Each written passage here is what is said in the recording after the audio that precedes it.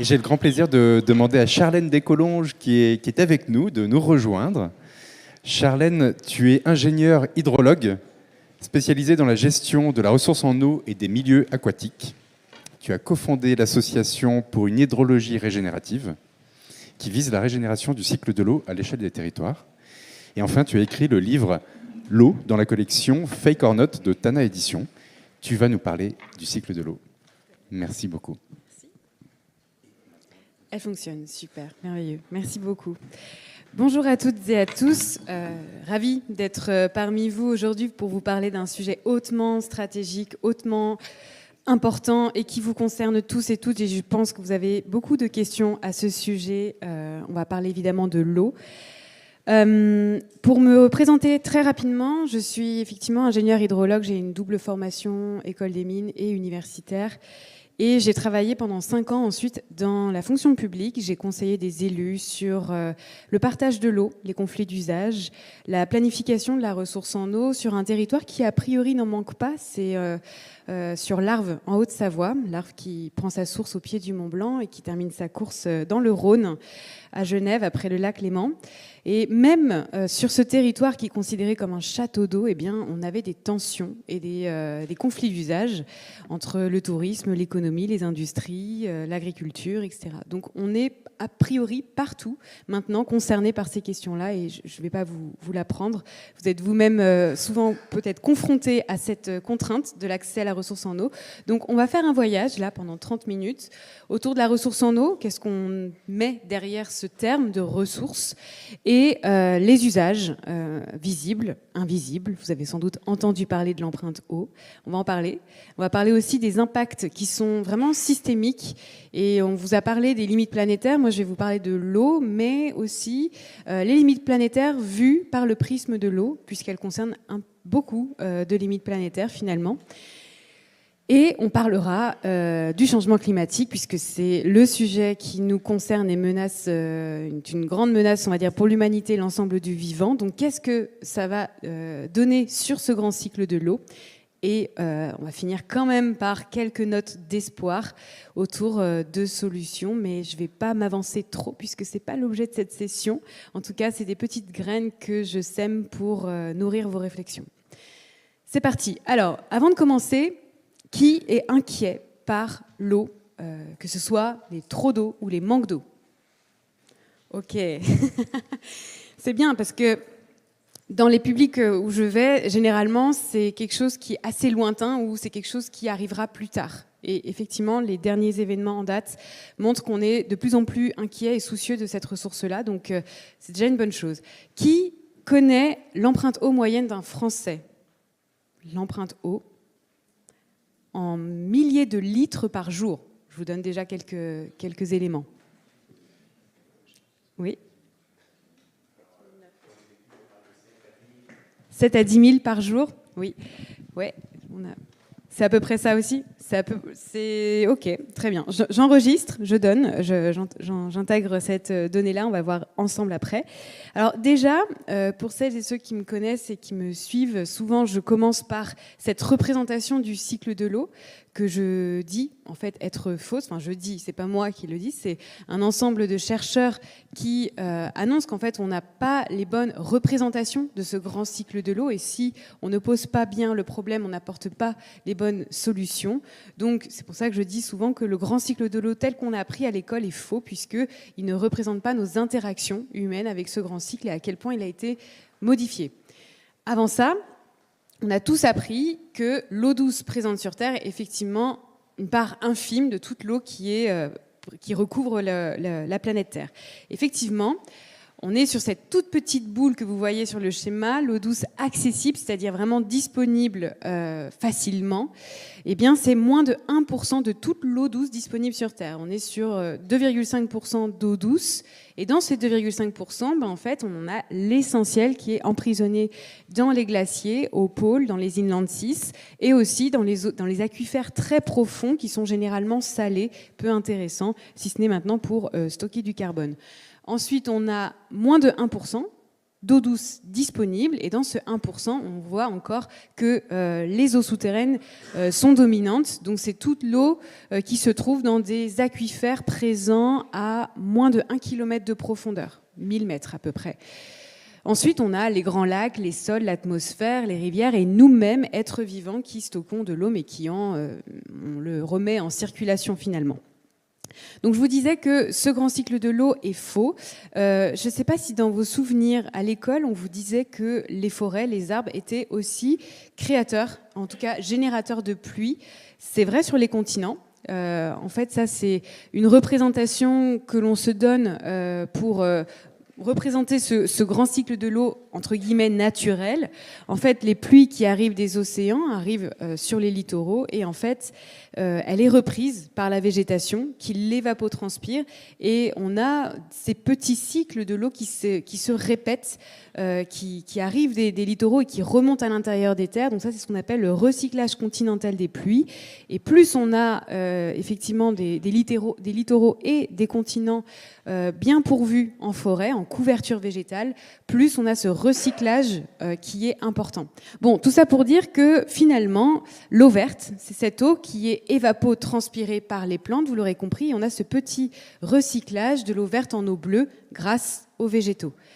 Et l'eau verte, donc ça c'est une notion qui a été amenée par une hydrologue très connue, Malin Falkenmark, dans les années 90, qui a présidé plusieurs instances internationales. Et l'eau verte aujourd'hui, c'est une part prépondérante de nos pluies, puisque d'après ce papier qui a dessiné ce schéma, le 2/3 des précipitations continentales proviennent de cette eau verte. Donc, clairement, on a des pluies grâce à l'eau verte, grâce aux végétales, grâce aux forêts, etc. Ensuite, donc le tiers restant, c'est évidemment les apports des océans et des mers. En France, nous, on est essentiellement influencés, parce que ce chiffre-là, c'est à l'échelle mondiale. Nous, en France, on est quand même essentiellement influencés par le régime des pluies qui nous vient de l'océan Atlantique et du Gulf Stream.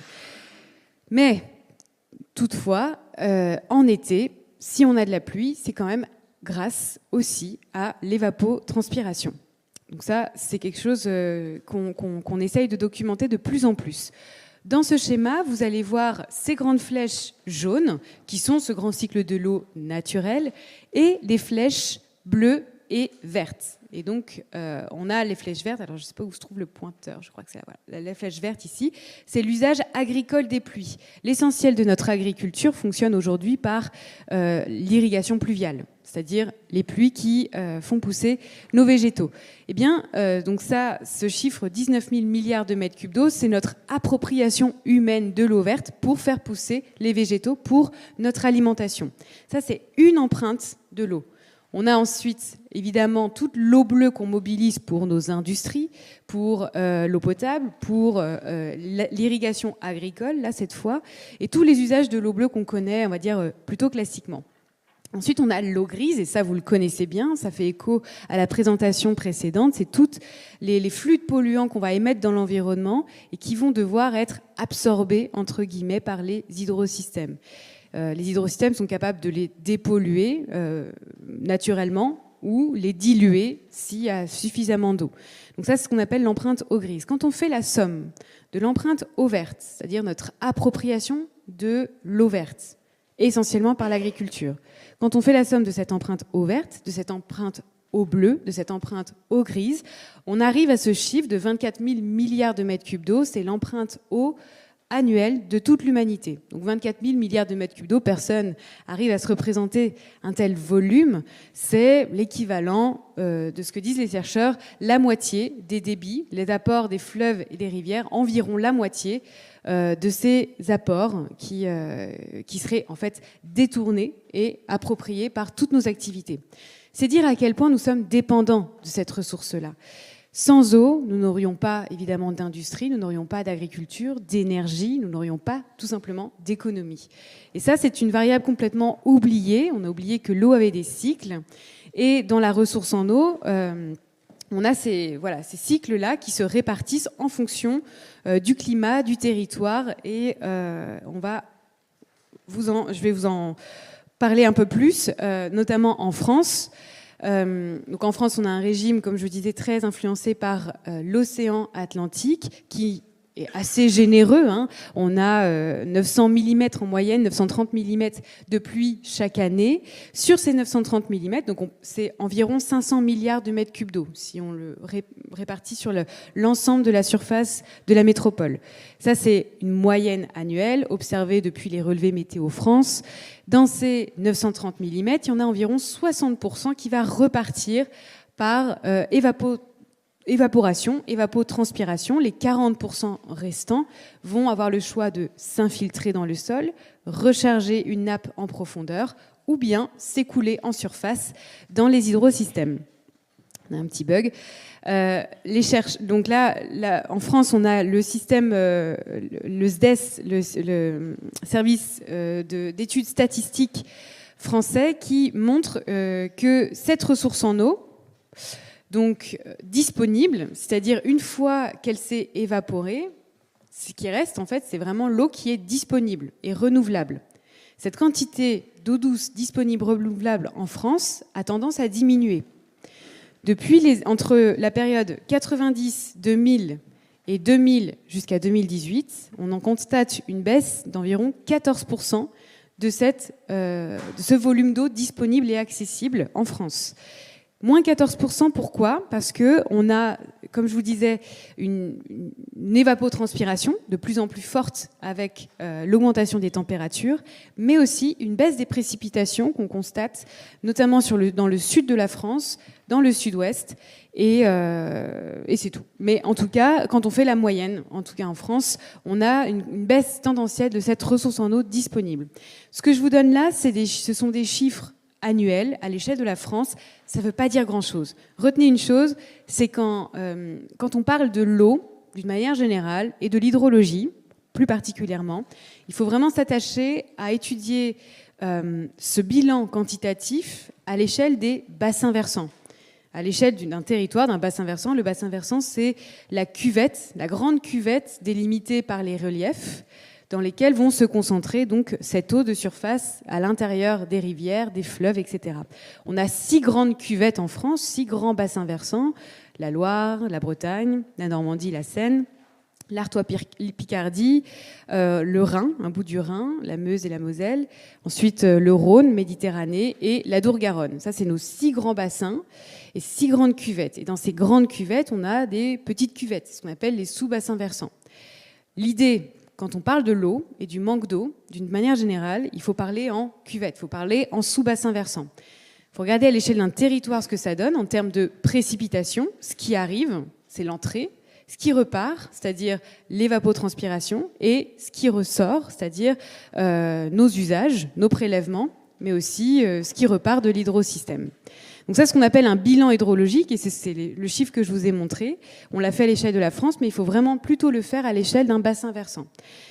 Les tensions quantitatives, les conflits d'usage apparaissent à un moment critique, qui est celui des périodes des basses eaux, en période estivale essentiellement. Donc encore une fois, quand on parle de conflits d'usage, il faut à la fois regarder à l'échelle d'un territoire, d'un bassin versant, mais aussi à l'échelle de la saison. Et c'est là, en général, que les choses se compliquent. À ce stade, je vous ai parlé de la ressource en eau. On va parler maintenant des usages de l'eau. Et j'aime bien citer mon ami Éric Orsena, l'académicien très célèbre pour son amour pour les rivières et les fleuves, qui nous dit qu'un fleuve est un miroir de la société. Dis-moi comment tu produis l'eau, si tu la respectes, à quel prix, qui en profite, et je te dirai très clairement à quel type de société tu appartiens. Bon, dans le monde, nos usages de l'eau, ils sont essentiellement liés à l'agriculture. On voit une grande accélération, un peu comme toutes les autres ressources, une grande accélération à partir des années 50, quand on a découvert le pétrole et toute l'énergie, eh bien, hop, l'industrie agroalimentaire s'est mise en branle. Et là, on a une grande empreinte eau sur notamment l'eau bleue, mais aussi l'eau verte. 70% environ des usages de l'eau bleue, là c'est l'eau bleue, sont mobilisés par l'agriculture. De plus en plus aussi, par un nouveau usage, c'est la petite partie en bleu ciel, là, c'est l'évaporation des réservoirs artificiels. En fait, ce dont on s'aperçoit, c'est que plus on va avoir des besoins en eau, une demande en eau grandissante, plus on aura tendance à vouloir la stocker dans des grands ouvrages. Si on n'avait pas fait ces ouvrages, l'eau ne serait pas stagnante sur un grand périmètre, une grande surface. Et donc, cette grande surface qui est stockée, mise à ciel ouvert, est soumise à évaporation. On considère de plus en plus que cette évaporation supplémentaire est une demande, finalement, induite par la construction de cet ouvrage. Donc, on constate depuis, surtout les années 2000, la construction de tous ces grands barrages qui induisent une demande supplémentaire. Retenez une chose, c'est qu'en 120 ans, quand la population mondiale a été multipliée par 4, un peu plus de 4, 4,7, eh bien nos prélèvements d'eau, eux, ont été multipliés par 8. Donc on a vraiment une surdemande en eau par rapport à la croissance démographique. En France, c'est un peu particulier. Vous retenez là, on était sur un usage essentiellement agricole. En France, nous, notre dépendance, elle est surtout liée à l'énergie. Sur les 32 milliards de mètres cubes d'eau prélevés chaque année en France, d'eau douce, on en a la moitié environ qui sont dédiés au refroidissement des centrales nucléaires. Pas n'importe lesquelles. Et là, je fais écho à ce que je vous ai dit tout à l'heure. Bien regarder à l'échelle des bassins versants. On est vraiment sur le Rhône, là où on a concentré tous nos prélèvements d'eau douce, puisque c'est là qu'on a un fleuve très pourvu en eau, avec la fonte des glaciers, mais aussi très froid. Et donc, c'est ce qui a été recherché au moment où on a implanté nos centrales nucléaires. On a fait la même chose sur le Rhin, à Fessenheim, mais toutes les autres centrales, finalement, elles fonctionnent en circuit fermé, qui demandent moins d'eau, mais qui en évapore. Les chiffres varient entre 30 et 50% de l'eau prélevée. Ça veut dire une chose, déjà là, qu'il faut bien faire la distinction entre prélèvement et consommation. Ce qu'on prélève, on va pouvoir le rejeter dans le milieu. Ça, c'est ce que font les centrales en circuit ouvert. Elles les rejettent à 98%, plus chaudes. Ça implique d'autres enjeux, d'autres problèmes. Mais les centrales en circuit fermé, elles prélèvent de l'eau et elles en évaporent 40%. Donc il reste 60% qui repart dans le milieu. Ça, les 40%, c'est vraiment l'eau qui est consommée. Donc quand on fait le bilan, finalement, donc on a tous les autres usages là, mais quand on fait le bilan en termes de consommation, c'est bien l'agriculture qui est la principale activité consommatrice de l'eau, et elle cumule aussi le désavantage de concentrer ses besoins à une période où on a moins d'eau. À partir du printemps, d'été, on rentre dans cette période de basse eau, et c'est là qu'on voit les tensions apparaître, et les tensions sont de plus en plus fortes sur ces territoires-là, de la Charente jusque dans le sud-ouest de la France, où on a l'essentiel des besoins agricoles pour l'irrigation céréalière. Et ensuite, on a, en termes de consommation, donc c'est les fuites des réseaux d'eau potable, 1 milliard de mètres cubes chaque année. Donc ça, c'est un vrai problème aussi. Et ce que je vous disais, donc les centrales nucléaires en circuit fermé qui évaporent. 500 millions de mètres cubes par an, à peu près. Bon, ce que je viens de vous dire là, ça n'a pas beaucoup de sens, puisqu'il faut regarder, encore une fois, territoire par territoire, ce que ça donne, le stress hydrique, par rapport à la demande en eau. Et ensuite, on fait des projections, etc. Bon, dans cette équation, je vous ai parlé que de ressources en eau et d'usage, de demande et de consommation. Mais on n'a pas du tout parlé des milieux aquatiques, qui eux aussi ont besoin d'eau pour pouvoir fonctionner, puisque les zones humides, typiquement, ou les rivières, grâce à elles, dépolluent l'eau, permettent d'avoir de l'eau en été pour soutenir l'étiage des rivières. On a des grands réservoirs de biodiversité, elles permettent de stocker du carbone, les zones humides en particulier. Donc on a aussi besoin de faire attention à laisser suffisamment d'eau aux hydrosystèmes, en particulier l'été. Donc cette prise en compte dans l'équation, aujourd'hui, elle tend à être de plus en plus intégrée, mais ce n'est pas quelque chose d'inné ou de naturel. En tout cas, voilà, c'était une chose que je voulais évoquer. Et dans tout ce que je viens de vous dire là, c'est l'eau visible, les usages de l'eau visible, mais je ne parle pas de l'empreinte eau. Donc, ce que je vous ai dit au tout départ, la somme de l'eau verte, l'eau bleue, l'eau grise, de tous nos produits de consommation qu'on consomme chaque jour, eh bien, si on fait la somme de tous ces produits-là, on peut le faire à l'échelle d'un pays, à l'échelle d'un continent, eh bien, pour la France, la somme de l'empreinte eau verte, eau bleue, eau grise, elle atteint 4 900 litres d'eau par jour, par Français. c'est 5000 litres environ. C'est toute l'eau qui est utilisée pour produire notre alimentation, nos vêtements, nos objets du quotidien. Un smartphone, par exemple, c'est 12 000 litres d'eau. Un ordinateur, 35 000 litres d'eau. Un jean, 11 000 litres d'eau. Donc tout ça, c'est de l'empreinte eau qu'on a empruntée ailleurs. Quand on regarde ce graphique à droite, on a environ la moitié de notre empreinte eau qui provient des ressources étrangères, soit de la pluie, soit d'une nappe, soit d'une rivière qu'on a mobilisée ailleurs. Donc on est vraiment dépendant des autres ressources, des autres pays, par ne serait-ce que les biens qu'on importe. Donc cette empreinte eau, elle dit aussi une chose, c'est qu'on mange de l'eau, on mange surtout de l'eau avant de la boire, puisque l'essentiel, plus de 85% de cette empreinte eau est dédiée aux produits agricoles.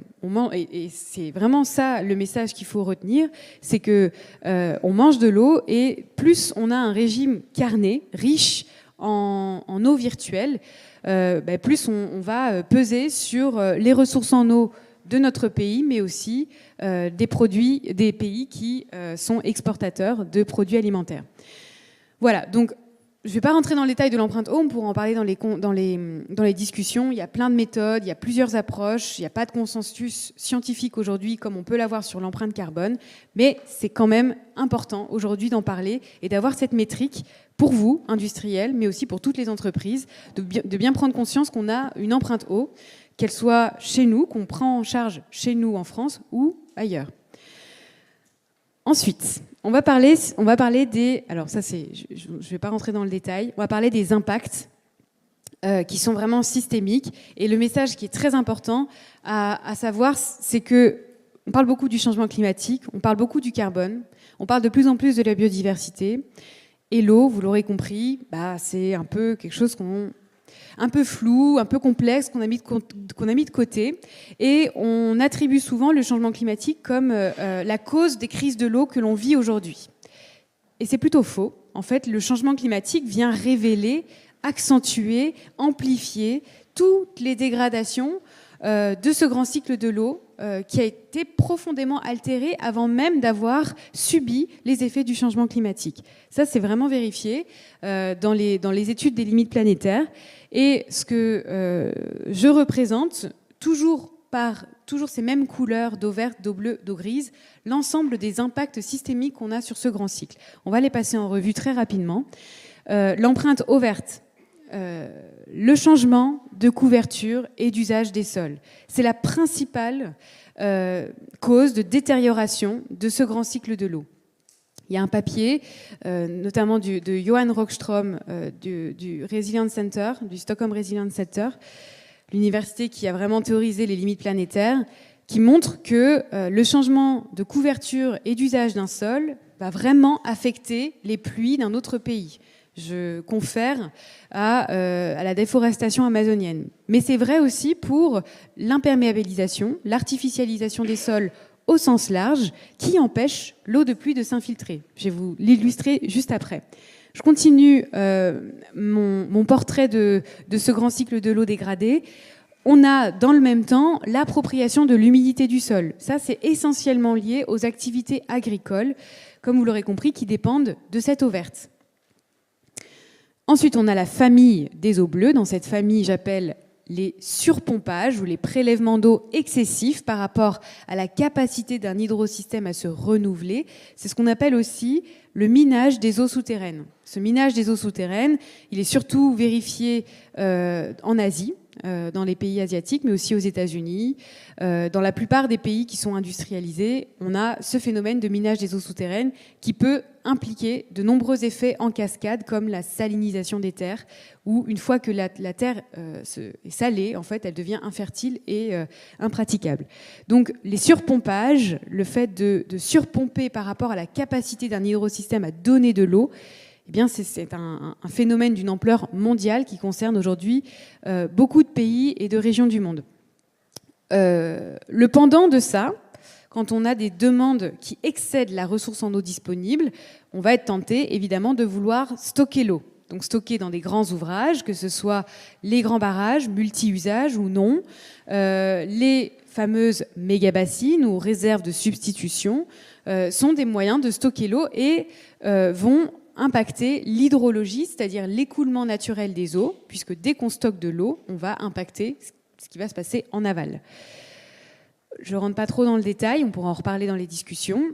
L'aménagement des cours d'eau, l'aménagement hydraulique, c'est-à-dire le fait de canaliser les rivières, de recouper ou de rescinder ces méandres. Vous savez qu'une rivière a des méandres, elle doit s'écouler dans des grandes boucles, elle doit avoir suffisamment d'espace pour déborder.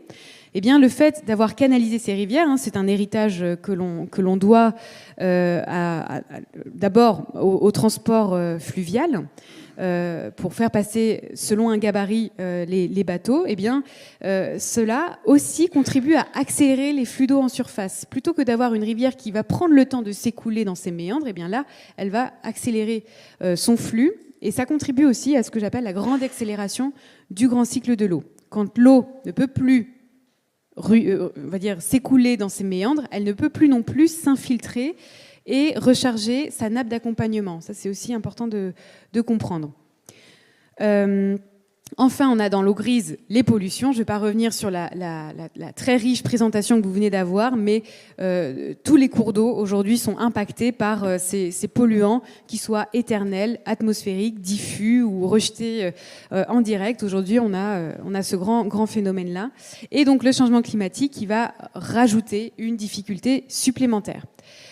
Alors, pour définir ce que c'est que cette limite planétaire de l'eau bleue et de l'eau verte. Ça, c'est des récentes recherches qui ont montré, alors c'est encore très balbutiant, mais cette publication montre qu'on a franchi ces deux limites planétaires, à la fois de l'eau verte et de l'eau bleue, bien avant, en fait, les effets du changement climatique. Là au-dessus, vous voyez la carte du monde, vous voyez les cartes du monde d'eau bleue et d'eau verte, et en bas, cette échelle-là, qui montre que dans la plupart des régions du monde, à partir des années 40, on commence déjà à avoir un dépassement de ces limites planétaires d'eau verte, mais aussi d'eau bleue. Pour l'expliquer plus simplement, l'eau verte, cette limite planétaire a été définie par l'humidité du sol. Dès qu'on se retrouve à avoir des anomalies d'humidité du sol, c'est-à-dire des sols soit trop secs, soit trop humides, eh bien, cette variabilité qui n'est pas naturelle, eh bien, c'est cette limite planétaire qui a été définie. Eh bien, dans la plupart des pays du monde, on a cette anomalie d'humidité du sol qui a été relevée. Pour l'eau bleue, c'est l'anomalie hydrologique, c'est-à-dire soit on se retrouve à avoir des cours d'eau avec des débits qui ne sont plus naturels, en raison notamment de ces grands ouvrages hydrauliques, mais aussi des facteurs climatiques qui, là pour le coup, après les années 70-80, expliquent qu'on se retrouve à avoir des débits soit trop bas, soit trop hauts, des extrêmes hydrologiques entre des sécheresses très intenses ou des crues très importantes, où on sort en fait des zones de variabilité naturelle. Donc ça, c'est la limite planétaire de l'eau bleue, et on l'a pareil enregistré, observé un peu partout dans le monde. Bon, je ne vais pas rentrer non plus trop dans le détail, je vois que l'heure passe très vite. Pour illustrer cet impact dont je vous ai parlé sur le changement de couverture et d'usage des sols, en France, on artificialise beaucoup les sols. Vous n'êtes pas sans savoir et être impacté potentiellement par la loi ZAN, la zéro artificialisation nette. Bon, je ne vais pas rentrer dans le détail de cette loi, mais sachez, retenez qu'entre une zone naturelle sur 100% de la pluie qui va arriver, je vous ai dit tout à l'heure, il y en a 60% qui repart dans l'atmosphère. Bon, les chiffres varient, vous voyez, entre 50 et 60%, mais l'essentiel de l'eau qui va pouvoir s'infiltrer va s'infiltrer soit dans les premiers centimètres du sol, ce qu'on appelle la zone critique, ou bien recharger une nappe en profondeur. Entre une zone naturelle et une zone imperméabilisée, eh bien, on va évidemment avoir plus de ruissellement en surface et donc moins d'eau qui va pouvoir recharger les premiers centimètres du sol, mais aussi les nappes. Plus on se retrouve à avoir des grandes zones urbaines, plus on va avoir une baisse de la recharge des aquifères. Cette corrélation, elle se vérifie à peu près partout, là où on a artificialisé les sols. Donc ça contribue aussi à la grande accélération de ce grand cycle de l'eau, et on s'est un peu amputé aussi de nos précieux alliés, à savoir les zones humides. On en a perdu environ la moitié au cours des derniers demi-siècles, et surtout au bord des cours d'eau finalement. C'est dans ces annexes fluviales, annexes alluviales, où on a grignoté en fait ces zones humides. Je vois que le temps m'est bientôt compté, donc on va accélérer, comme le grand cycle de l'eau. Et pour terminer aussi dans cette famille d'eau bleue dont je vous ai parlé, les aménagements hydrauliques, là il y a c'est je sais plus quel syndicat qui va le PTB Seine Grand Lac. Vous savez qu'à Paris, on est protégé des crues de la Seine grâce à ces grands ouvrages réservoirs qui se situent dans la forêt d'Orient, dans l'Aube, mais aussi le lac de Der et d'autres. On a la Seine qui, en fait, est très artificialisée pour le transport fluvial. Alors, vous allez me dire, le transport fluvial permet un report modal du transport par camion. Certes, mais les nouveaux projets qui sont en cours sur la Seine vont contribuer encore plus à accélérer ces flux en surface et à artificialiser la Seine. En tout cas, une chose est sûre, dans ces papiers, on s'est aperçu que la Seine a perdu 10 km linéaires par rapport à son cours naturel. On lui a enlevé 10 km de méandres où elle pouvait ralentir et alimenter ces zones humides annexes, alluviales, vous l'aurez compris, qui étaient riches aussi en biodiversité. Bon, je ne vais pas passer aussi en revue la perte de biodiversité à cause des nombreux obstacles à l'écoulement, ce qu'on appelle la continuité écologique. On a environ 100 000 seuils et barrages en France. C'est un obstacle tous les 5 km linéaires de cours d'eau et qui ont provoqué la disparition de nombreuses espèces. Un autre sujet aussi qui est important par rapport à ces limites planétaires, c'est les flux d'azote et de phosphore. Et on se retrouve à avoir des stations d'épuration qui ont de plus en plus de mal à rejeter avec les normes imposées par l'Europe, parce qu'on a des rivières de plus en plus affaiblies par les sécheresses, qui sont de moins en moins capables de diluer les flux de polluants. Vous serez aussi concerné par ce sujet si vous êtes un industriel qui rejette de l'eau dans une rivière. La rivière, arrivant en sécheresse, sera moins capable de diluer ces polluants. Donc, on se retrouve à avoir des situations très problématiques avec des blooms algales, des cyanobactéries qui explosent dans les rivières et qui posent des gros problèmes sanitaires en France, même à Annecy, en Haute-Savoie, d'où je viens. Bon, le changement climatique, dans tout ça, va accélérer le processus. On va se retrouver à avoir un climat complètement différent. Retenez une chose sur le cycle de l'eau en France, vers quoi on va. Alors, autant les précipitations annuelles vont pas beaucoup évoluer, hormis dans le sud de la France, où on va perdre quand même la moitié des pluies annuelles, sur les Pyrénées notamment. Mais c'est surtout au niveau de l'année, la répartition saisonnière, où on va avoir un changement de régime des pluies.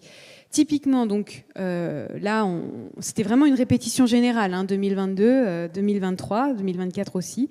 On va avoir des sécheresses qui vont être de plus en plus intenses et plus longues à mesure qu'on augmente la température. Là, c'est dans une France à plus 4 degrés. On va avoir 50% en moins de pluie. Et en hiver, probablement 50% de pluie en plus, notamment dans le nord de la France. Donc, ce qu'on a vécu là, en fait, cet hiver, c'est tout simplement la norme dans un climat, dans une France à plus 4 degrés. Voilà ce que je voulais vous dire. Un autre sujet qui est là, un cas d'école, typiquement sur le Rhône. 2022-2023, normalement, les centrales nucléaires n'étaient pas censées fonctionner à plein régime en raison de la baisse du débit du Rhône en été et de sa température. Bon, vu la crise énergétique, on les a quand même fait tourner et c'est pas sans impact sans doute sur les populations aquatiques, mais ça pose véritablement la question de notre souveraineté énergétique en France, à savoir où est-ce qu'on va implanter ces prochains EPR. Est-ce que ça va être encore sur le Rhône? Est-ce que ça va être d'autres cours d'eau, sachant que le Rhône est déjà très chaud, il se réchauffe très vite, et la moitié de ce réchauffement est imputable déjà aux centrales existantes. Donc même l'agence de l'eau se pose la question, est-ce qu'on va continuer en fait à accueillir ces nouveaux réacteurs? Et ça pose vraiment la question très complexe du partage de l'eau en quantité, mais aussi en qualité. Et dans le qualité, j'englobe aussi la thermie des cours d'eau. Voilà, je vais terminer là-dessus. Je vais du coup pas évoquer les solutions, mais dans les pistes en tout cas, au-delà de toutes ces mauvaises nouvelles que je vous ai annoncées, qui font peur, finalement, une des perspectives qui, pour moi, me motive chaque jour à me lever et à faire ce que je fais, à dire en fait qu'on doit changer de regard, tout simplement, changer notre rapport à l'eau, en ne considérant plus cette ressource comme quelque chose qu'on va exploiter indéfiniment, contrôler indéfiniment, mais plutôt quelque chose qu'on va accueillir avec ses cycles, avec ses contraintes, et plus généralement avec des perspectives de régénération qui sont réelles avec l'eau. Voilà. Merci beaucoup pour votre attention.